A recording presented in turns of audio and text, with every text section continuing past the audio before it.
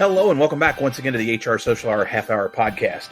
This is episode 197. Jon and Wendy, welcome back. Janelle Rodriguez. I'm your host, Jon. And I'm Wendy. How are you, Jon? Wendy, I'm well. Happy December. Happy December. Where did it go? Where did 2021 go? I don't know. It's been quite an eventful year. And just like every other year, there's always a lot of new things that are out there. And we wanted to talk about our friends across the pond, as it were, that have a new podcast going. So exciting that Be the Ripple, Joanna and Scott have started a podcast. I love it. I love to see the community grow that way. It's an interesting concept too, Wendy, in that they are going to basically record an open and close for each episode, but each episode is going to be made by different people literally around the globe that are talking about kindness in the workplace. Oh, wow. We've had Joanna on the show. Look forward to having Scott on after the first of the year. Be the Ripple's doing really great things in our space. I'm a huge fan. And when Joanna reached out to us to let us know this was happening, we said, we got to talk about it. And we got to let people know it's out there. Yes. So make sure that you're checking that show out. We'll have a link in the show notes for the Be the Ripple podcast. Yeah, take a look. And if it's something that you're interested in taking part in down the road, believe on their site, there's even links to sign up to either be a host or a guest or be part of that bigger conversation about kindness. So we're again really excited for them, and anything we can do to help, we like doing that. Plenty of tide for all the boats. Exactly. Wendy, it has been an incredibly long time since we've talked to Janelle. Yes. Let's make the introduction and get started. Well, I'm excited to welcome Janelle back to the show. Very dear friend. All of my Facebook memories and Twitter memories are coming up that we were headed to the SHRM Leadership Conference 3 years ago at this time. Oh, no, I'm going to take that back. It was 4 years ago at this time. Wow, where'd the time go? And I was going to get to meet Janelle in person for the very first time. Janelle, welcome back to the show. So pumped that you are here. First question is still, what's in your glass? Wendy and Jon, it's so great to be back. Thank you so much for having me. And yes, it's been 4 years. That's a long time, but I'm very happy to say that it has been 4 years and that we're still maintain a close friendship with both you and Jon. So what's in my glass? So I have discovered this whole hazy IPA craze has been going on, and I am drinking, and I saved it just for you guys, just for this time slot. It is a New Realm Hazy Like a Fox IPA. It's a local brewery. One of their main locations is here in Atlanta. They have another one in Savannah, and I absolutely love it. And I'm a huge IPA fan anyway, but I was like, what is this craziness? What is this, this wizardry? And it's really, really good. I have tried like 3 or 4 different types of hazy ones from like Dogfish, and I have a 6-pack of Sierra Nevada, but I'm really digging this Hazy Like a Fox IPA. So that's what's in my can tonight, just for you guys. I love the name.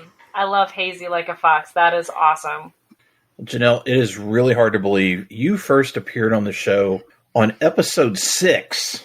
6. Wow. We had an episode 6, Wendy, hard to believe, but that was in March of 2018. That's incredible. What are you up to now? Oh gosh, so much has changed since that time.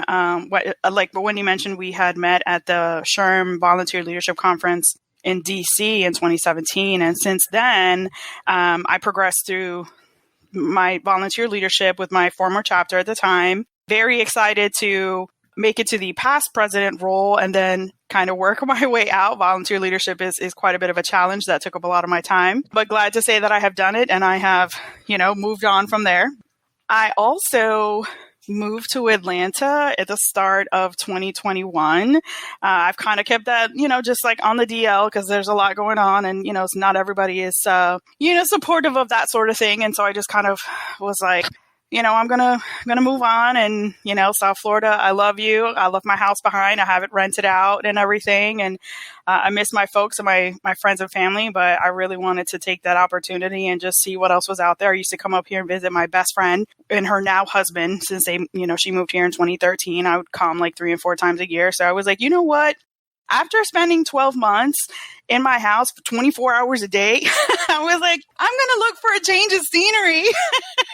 And I didn't want to hear any like, oh, you're moving during the pandemic. And so, I didn't want any of those like comments and, people with the best intentions, of course, sharing how risky it could be. I was just like, no, I'm good. I mean, thankfully, I was able to keep my job. I was already remote for a good number of years with my employer, so it wasn't like a big deal. My clients weren't going to suffer. I wasn't in a different time zone. But man, let me tell you, it has been such an experience since I moved here. I have done so much. I have been focusing on a hobby of mine, and I've just been exploring new places. And I was already starting to like relive my tourist life in South Florida during the pandemic, trying to get out there, just trying to not go, crazy. And this is just moving up here, just kind of like took it to a whole new level. I will say that I am adjusting now to the weather. And while I'm a fall baby, it has been a long time since I've lived in this cool weather full time. So just add that to my experiences up here. So right now, so over the years, I did my chapter leadership and, always maintained my position in HR local to South Florida. But since I've been up here, I've just kind of diverted my focus a little bit, and it has been a breath of fresh air. That's what I've been up to. All good things. Definitely kept you busy, which is great. And love that you're sharing all of your photography and being able to do that some more. So absolutely love that. Now, you are one of those few people that has been doing remote probably longer than a lot of us have. Talk to us about how you've been able to adjust working remote, but working in a different city, in a different state. How has that affected your work, or has it? And then what advice would you give other people who are looking to say, hey, I can work remote. I can work from anywhere? I wasn't a big fan of it at first. And while I've been doing it, full time since the start of the pandemic, because we didn't have a choice, I was still part time going into the office because I lived and worked in the same city. So a couple days a week I would go in. I really had to kind of ease my own self into it. And it really was just the quality of service that I was bringing to my clients. Our office had undergone some right sizing, and so they put us right in the middle of sales. I could have went remote completely, but, I liked being around my peers, and we all supported different divisions, and, we were supporting one another. But having been in the middle of a different division just kind of made it really tough. So to be able to provide quality service and just balance, if you will, like just thought process without having that kind of interruption, I had to move remote. And then forcibly I was, done so full time. I would say having your own space really was beneficial. I used to work everywhere. My house, I have a townhouse, and I used to work upstairs, downstairs, on the sofa, at the dining room table, never in my bed because that's too tempting to take a nap. Never. One day I just cleared off my desk. I was having company, and so my guest bedroom was just kind of like that catch-all, but it had a desk and it had a chair in there. And so I just cleaned it off. And after having, conversations with my best friend who also was working from home and had quite longer than I had, she encouraged me to just kind of like have that separate space. And it was like a world of wonder, because just being able to shut down, close the door to the guest bedroom and know that I'm done for the day really helped me have that work-life balance, even when I was doing it part-time, but more so when I was doing it on a full-time basis, at the start of the pandemic, playing music in the background, because I listen to music 24/7. I've got music playing in the background now. So, playing a really good channel, or, depending on what it is that, your mood is. But I think having, music and also having sunlight is really helpful. When I first started working from home, my desk was facing the wall. So after a while, one day I took the day off, and I'm like, I'm going to rearrange this space and make it work for me. And I flipped the whole thing around using those furniture mover slider things, and put my desk in front of the window. And while it did make me a little bit of a nosy Nelly, because sometimes I had the windows open, just being able to have that sunlight was really, really beneficial to me. So that just, I don't know, there was something about it. Even on a rainy day, having that natural light in the room, in the space, just changed my whole perspective.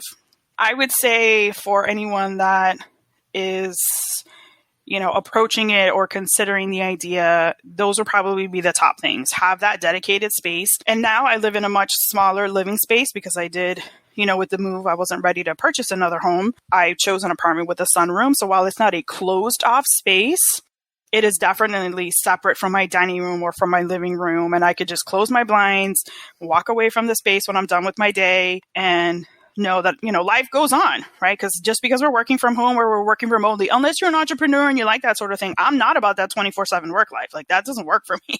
I think being able to just consider, what your space is, evaluate your space to see where you can put yourself. It doesn't have to be anything elaborate. My desk is very, very bare. I found that the less storage space I have, the less crap I need. So I love that, so you don't need this elaborate like workstation or anything like that. I will say invest in a good chair, because I got rid of the chair I had. I bought another chair. It sucks. I do what I can with it. I have one of those like coccyx cushion things. Sometimes I take it off. Sometimes I put it back on and, whatever, but definitely invest in a good chair. I also have a sit stand that my company bought for me. I don't have anywhere to put it right now, but I did in my other place. So that was really helpful too, because just having that standing perspective when you're working or when you're presenting could be beneficial. Be a minimalist. Don't go nuts buying a ton of crap. You don't need it. Invest in a relatively decent ring light. You don't need to have one of those like super high powered ones, but on a cloudy day, I turn on the little ring light I have that also has a cell phone mount to it. And it's fantastic. It's USB. I bought one of those like USB out surge protector with the USB plugs in it too. So I can have my whole workstation all plugged into one. It's fantastic. So invested in a moderately decent ring light. I bought mine at Groupon for like $20 and it does the job. I don't go to work with a full face of makeup even when I do my live meetings. So, I'm not trying to be a movie star, so I don't need to highlight everything, but I want them to see my face a little bit, but not everything that's in the background, and keep to a schedule. I think it's really important to keep to a schedule. I'm not like a huge planner or anything like that, but I have traditional business hours with my organization. It's a conservative organization, and I'm very grateful for those business hours because that's the mindset that I have. This is when I start my day. This is when I end my day. Just being able to have that schedule knows that I can work my whole life around that, or, sometimes in the middle if I need to step out. I have gotten used to it, especially with the move. I knew that working remotely was going to be permanent. There wasn't going to be an option. There are no offices in Atlanta. They've all been closed and repurposed. So I don't have a physical workspace anymore. And I don't really know any of the colleagues nearby anyway. So, I really don't have a work home to go to. But once I got over that hurdle, I think it's just been, it's kind of just been easy peasy. I found a way to do as much as I can electronically. So I don't really miss my printer. I do miss the shredding, though, having that like shredding compartment. Because, I deal with a lot of like client information, and sometimes you have PII, and not that I would want to write it down, but, we print reports and stuff. And so I do miss the shredding component, but not having a printer, I'm okay with it. We've got a really good PDF form maker thing. It works out well. They've invested a lot in the electronic tools for us to be able to function remotely or at least virtually. And that has been beneficial. Plus, I can travel. In December, I'm going to go visit my parents. I'm going to one of my best friend's wedding deep down in South Miami. And I'm going to get to work part of the time that I'm home, in my parents' house. I mean, it's not going to be the most comfortable, because it's not like an office setup or whatever, but I'll get to spend time with my parents. I can go see my friends that I used to work with after work and have dinner with them and know that I'm not taking any of that extra PTO because I need that for something else, for a vacation. And I would say the last thing, now that I say that, is take your PTO seriously. Like, just because you can work from home and you can do your laundry and run the dishwasher and vacuum at the, end of a stressful day, none of that is time off. So definitely take your PTO, go on vacation, go see a friend, take a road trip, whatever, but definitely step away and take that time that's hard earned. Janelle, lots of new things this year for you. And as we approach 2022, there's going to be a lot of new things for all of us. What do you think is going to be the biggest challenge as HR practitioners that we're going to face in the coming year? Man, that is such a doozy. We never said it was easy. That's not true. We do say it's usually easy. I feel like it's a never-ending, vicious wormhole that we're in. If HR wasn't in one before, we are certainly in one now that doesn't feel like it has an end in sight. I'm in the client space, right? So I consult with clients, and at the end of the day, they're the ones that have the decision to make for their business. And, I try to sway them the best way possible, influence them. But I mean, the way things are going now with this OSHA ETS and all the opinions and sentiments and feelings and struggles, this whole theme about the Great Resignation, I think that's false.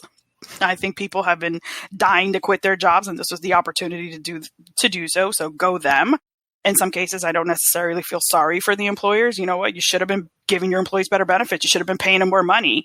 You know what I mean? Because not every employer is, out for the employees. A lot of times they're out for themselves. So I feel like it's just another layer of sensitivity that employers would have to look for, another layer of awareness for employees.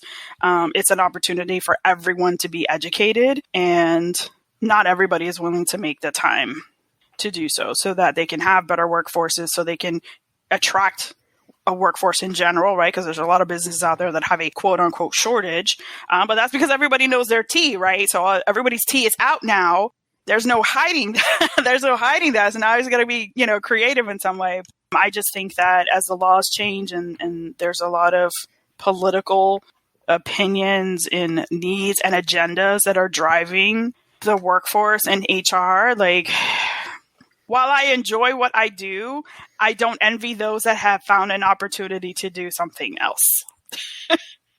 And that is as politically correct, honest as I can make it. Because there are days where I'm like, I'm too old for this.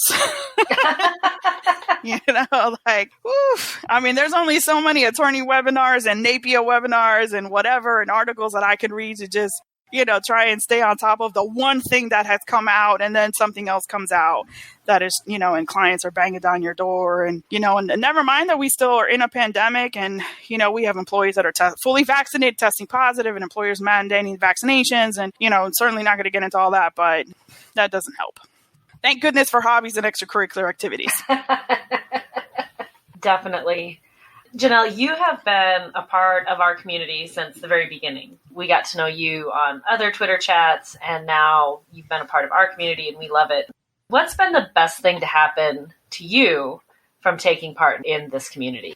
I think the best thing, I know the best thing about being a part of this community and being a part of it when I became a part of it is supporting the community and watching other people flourish, do other things, whether it's in the HR space or a personal space, and witnessing people achieving milestones that maybe they wouldn't have before, or, maybe they just needed the support from the community and just the people in general. I am still close with a lot of people today that I met 4 years ago, like yourself and Jon, even before then, right? Because we were connected even before we actually met, maybe a year or so. So to be able to, reach out or text some of those individuals or send a message or, drop a postcard in their mail and still be able to do that today in 2020 has been incredibly beneficial, especially for someone like me who is a self-proclaimed nomad. So prior to the pandemic, I was always traveling. I was always going somewhere, which led my time to be kind of limited. So just knowing that I still have those connections and I still enjoy seeing those individuals and how they've progressed in their personal and professional lives is really heartwarming to me. And the support that they've given me too. I mean, there's been numerous times where I've been, reaching out with a question, or I need a survey because I'm working at for a project. And so that reciprocity from a lot of those individuals is very heartfelt, and it's very important to me. Even now where I feel like I've kind of taken a step back, it's nice to just, see everybody doing their own thing and what they're up to, not from a nosy perspective, but like like I knew that person when they did something else, and, and they're doing awesome. And so, it's little things like that. Kind of like you guys. Janelle, one of the things that we started doing in the last year or so is crowdsourcing questions from guests. In this case, Tom Shin asks, what one thing would you add or delete to the HR field if you could, and why that thing in particular? That is an excellent question, and I feel like it's been haunting me all day, because when I read the email earlier today, because I was off today, and I wanted to prepare for today's chat, and I was like, whoa. I was about to crowdsource the answer, actually. I thought about it. I was like, well, I can text a couple of my friends and just see, like, okay, what what would your answer be to that? And I did not do that. I wanted to be as authentic as possible. And I will say it still kind of stumps me a little bit. I feel like I would add and delete stuff, like not a or, like it could be a and, like what I would add and what things that I would take away to the HR field. I'd really love for the HR community, the profession on a domestic and a global level, to be looked at in a far more positive light. So I would delete maybe some of that transactional stuff. Not that we have to be, like super happy HR professionals, but I do feel that there are certain tasks that maybe shouldn't fall upon us just because we're HR. That should be more leadership driven, that I think would make us be more effective and efficient in our role. Because some of the challenges we have as HR professionals, regardless of what your specialty is we don't have the time. Why? Because we have an inefficient and ineffective process that we're dealing in, regardless of what your industry is in. So I would remove some of the transactional stuff that it's kind of like a time suck for us. I would also remove the poor leadership. We have HR professionals in the profession that it's time for them to go, that maybe are not. They should have never been in this role. They don't help the cause. So I would definitely, remove them. And I would add more of a holistic approach. And it's probably been done more on a global scale. I worked on something similar with my colleagues, and it coincidentally was at the start of the pandemic, but it was just like, we are people too. So I think I would add a lot more humility to the role. Not to say that HR professionals in general are arrogant or anything like that. That is not my message. But I think adding humility to the perception of the role, like we are human too. I think a lot of times organizations and even employees forget that aspect. We're in that delicate role, right? We're for the employees, but we also have to be for the employer. Even myself as a professional in the client space, I represent my employer. It's trifold, right? Because I have to protect myself, my employer, and be conservative with my client and guide them appropriately. So I think people tend to forget that we're also human. So adding a lot more humility and a holistic approach, which I think a lot of organizations are doing now. For some of us, it could be a day late and $1 short. So how's that for an answer? I love it. Janelle, it is now time for everyone's favorite part of our show, the half-hour question connection. And because you've been on before, you get the truncated version. What career did you dream of having when you were a child? Believe it or not, I used to fantasize that I was this famous photographer living in Manhattan in a loft apartment. I'm from the Bronx originally, and if you lived in Manhattan, like you made it big, right? Because the square footage, what you pay for square footage, and it just fascinated me. I'm never going to, well, not never say never, but I no longer fantasize about living in Manhattan.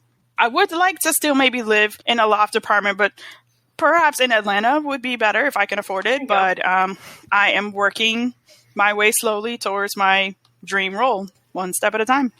Janelle, who's one person you've gained in your network in the last year that you think more people should know? I actually don't think I have gained anyone in my network. I think I've kept my network pretty tight as of late, not for any particular reason other than I've just shifted focus. I will say that for the people that are in my network, anyone that chooses to follow me, follow those people because they're great people.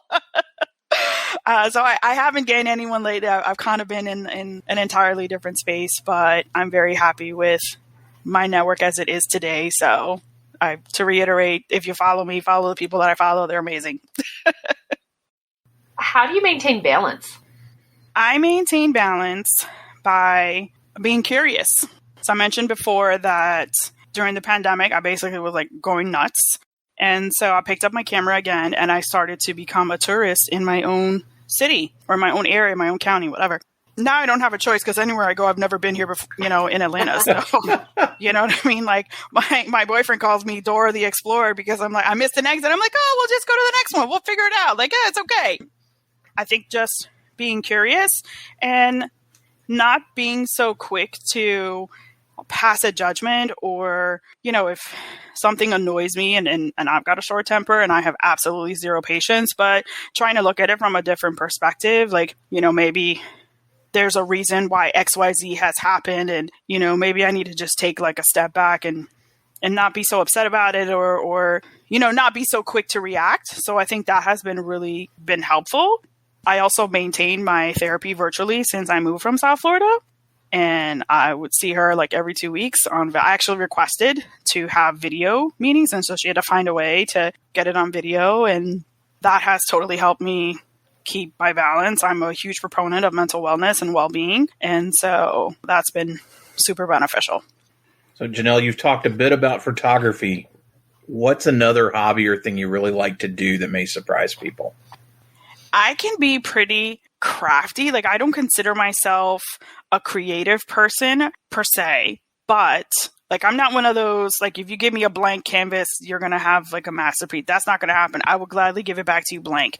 But if you gave me something and said, I'm trying to do XYZ, or I don't know, like I'll DIY the hell out of something and it'll work, or I'll come up with some idea. Like, I'm an idea factory. I couldn't come up with the project myself originally, but man, I could give you a number of ideas to just kind of like make it work. And I'll never forget, I was in a training and development class. It was like my last summer before graduating college at UCF. And we had to do this, whatever we were doing, they were going to write a script. And I'm not a thespian by any means. And so the only way that I thought I could contribute some value to this project was to make all the sock puppets. So we went to the store. We got those, like, those long socks with the 3 colors on the, the ones the men used to wear, or the boys. And I made like kings and queens, and they had staffs. I mean, they were like the coolest sock puppets ever. I mean, it was a big deal. And, just like random things, like I sew, and I sew by hand. I learned over the pandemic to sew using the sewing machine. I had to fix the sewing machine first. So that was another step in my learning curve. But, I sew. And if I like a bag and I don't like the straps, it's got to be a canvas bag. But if I don't like the straps and I want longer straps, I'll go to Joann, get some belting, and I'll re-sew it on, and you'll never know. You'll be none the wiser. So, I can kind of make things my own with a, needle and thread, or, some crafty. There's a level of craftiness, DIY in me that I never knew I had. And I'm also very determined. So I had a couple DIY, home improvement projects during the start of the pandemic as well. And yes, I now know how to remove my garbage disposal from my sink and put it back, and it still works. Nice. So, yep. Don't ever let anything go down the garbage disposal that doesn't belong there. Trust. I love it. Finally, Janelle, as you know, we are crowdsourcing some questions. If you could ask the next guest of the podcast any question, what would it be?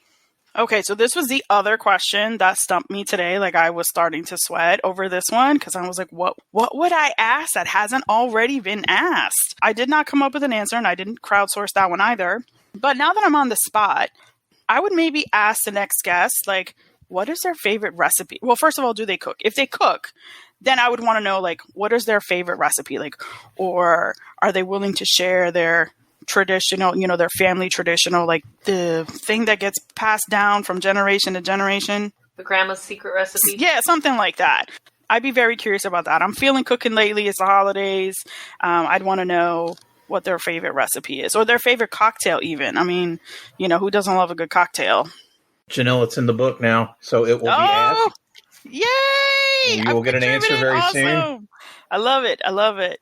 It has been such a joy to be able to spend some time. And I will tell you that, thinking about terms of memorable times with people in this group, my time with you and Wendy in Florida for HR Florida, running around Disney Springs, is up there in terms of fun and entertainment. And the fact that I think you sent me a nice little gift after that. And Wendy had a calendar with a bunch of stuff that had pictures from that event. Glad you're well. And I'm glad that this move was successful. You're not the only person we know that moved during this. John Baldino went the other way. Went from Philly down to Florida. Glad you're in a good place. And I need to go find this photography because I didn't know you were doing that. Shame on me. I know you haven't been building the network in the last little bit. However, there are probably listeners that aren't connected with you that, based on what they've heard here, are going to want to. Best way for them to reach you out there? I would say the best way to reach me would be through Twitter, and that's Janelle R1021. If you want to take a look at my photography, everything is on my Instagram page. It is open. It's Janelle Loves Photos, and Loves is LUVS. So for all the photography walks that I have been on with the local county public arts division and just my own exploration with my camera buddy, I post at least 10 photos per expedition with a variety of hashtags. We'll have that in the show notes. And then, Wendy, how about you? Best way for listeners to find you out there? Best way is on my blog, mydailyjourney.com. And of course, the second and fourth Sunday of each month, 7 p.m. Eastern Time, you will find me on Twitter as part of our twice monthly Twitter chat. How about you, John? JonThurman.com for all things Jon Thurman, and for the show, hrsocialhourpodcast.podbean.com. Listen, rate, review, share, follow. Whatever platform you're listening on, check mark, plus mark, whatever it is. Just hit that. You're going to get that download each and every week. If you're listening to this in real time, if today is December 2nd, you have until tomorrow to submit questions for the Ask Us Anything episode. Prizes galore, so make sure you do submit a question. But again, got to have it in by the 3rd. International listeners, we want to talk. We're really looking forward to having more of you on in 2022. It is going to be here sooner than you know it. Please reach out to us and let's start having those conversations to get those scheduled. Janelle, again, great to see you, and thank you again for joining us. And so, for the HR Social Hour Half Hour Podcast, I'm Jon. And I'm Wendy. And as always, be sure to connect, give back, and network. Take care, everybody. We'll see you soon.